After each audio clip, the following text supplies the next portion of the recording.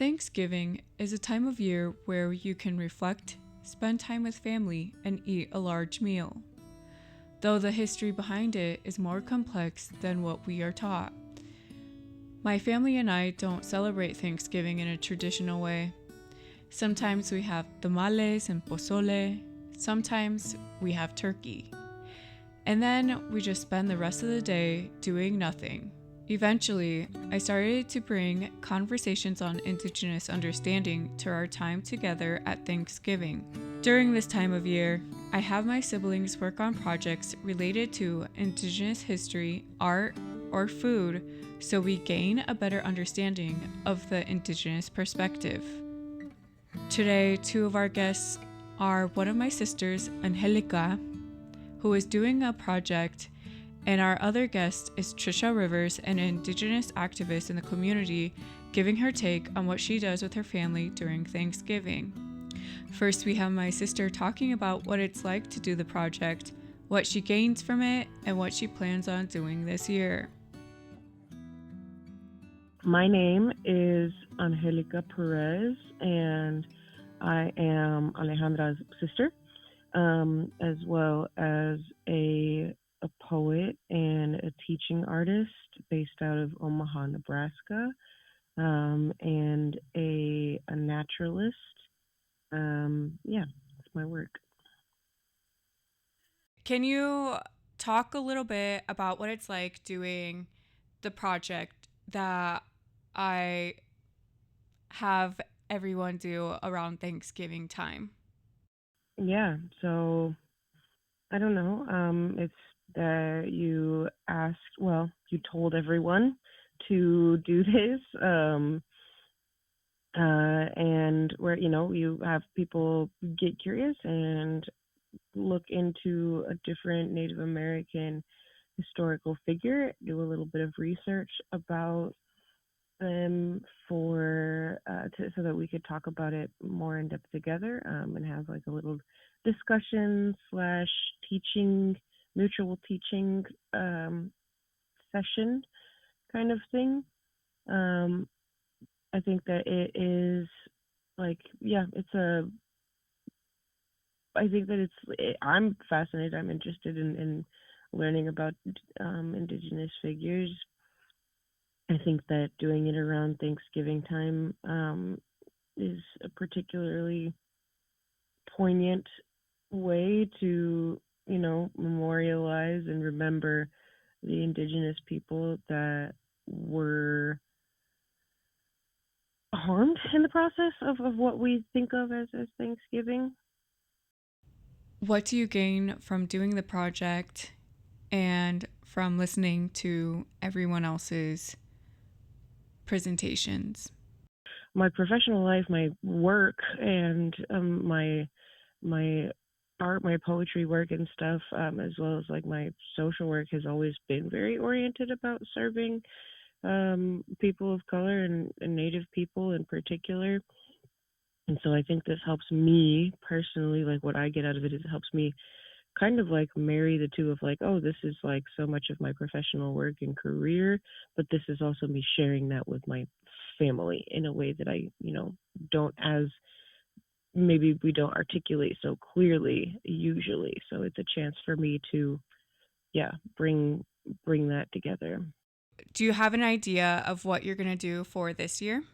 I've already put together a really big project for Indigenous History Month for my poetry classes that I teach in the prisons.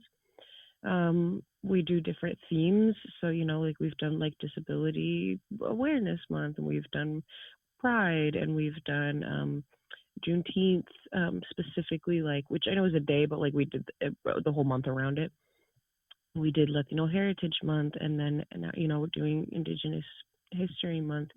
So I put together a sizable, let me tell you, Alejandra, I put together a sizable poetry packet. So there's two parts to it. One is just a document that has all of these different poems from Indigenous art, which I'm very excited to share this with you too.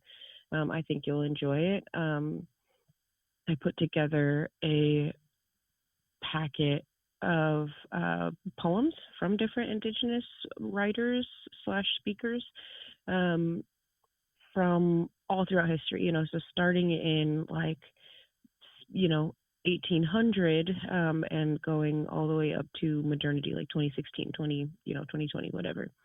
And so then there's a list of poems, and then there is another document that goes along with it, which is a combination of things. It's got information like bios, individual bios about all of the different writers.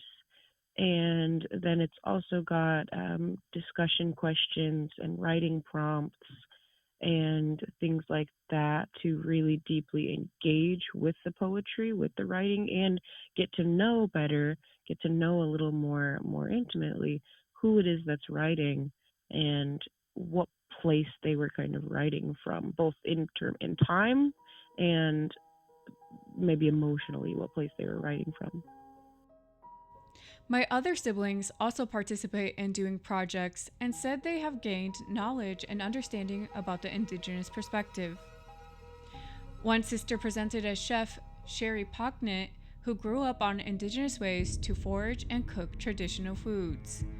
One of my brothers taught us about Deb Holland, one of the first two indigenous women elected to Congress who served as the Secretary of Interior. We move on to our next guest, Trisha Rivers, who is an indigenous activist within the community. She gives us a take on Thanksgiving and what it means to her. My name is Trisha Rivers, and I am man, I don't even know what to say. I am a Native American activist. How do you celebrate Thanksgiving?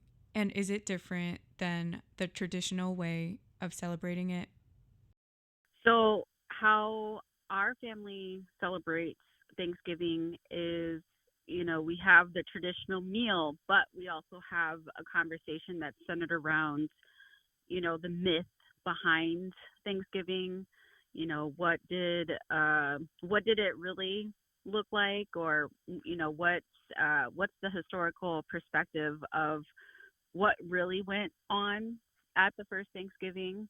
Um, it's a time to reflect on how indigenous nations were able to teach settlers how to survive the land, and just that at some point in time, maybe there was a friendship between settlers and natives, but also kind of giving the real accurate historical perspective of like what natives have gone through, especially when we talk about U.S. history. So it's a time for my family to again reflect on the historical perspective of what we have gone through as Native American people in the United States, but also paying homage and remembering, all of the hardships and remembering all of the ancestors that made sacrifices so that we could be here today.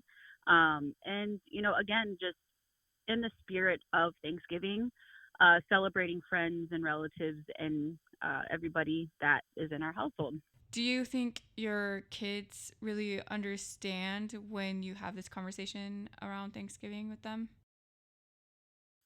I absolutely think they do. I think that, ranging from different ages, you want to present it in an age appropriate conversation. My kids do understand what has happened to Native American folks that have, excuse me, my kids understand that Native Americans have uh, survived a lot and have resisted and are very resilient. And I think that they understand, when they go to school and they hear the traditional Thanksgiving story, that they're able to actually chime in if they want and say, actually, this is what I know from our conversations at home. And, being Native, I'm going to give the Native voice to what I think, the Thanksgiving story may have, what it may have looked like. What does Thanksgiving mean to you? Thanksgiving means a lot of things. Most importantly, it means a time to celebrate friends and relatives and good times.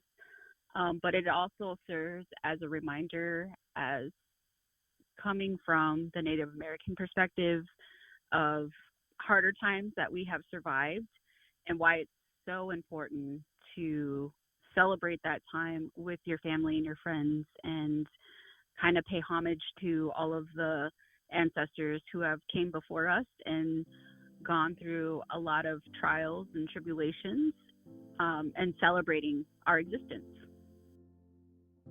We listened to our guests, my sister Angelica Perez and Trisha Rivers, an indigenous activist. They gave their takes on Thanksgiving and seeing it from a Native perspective.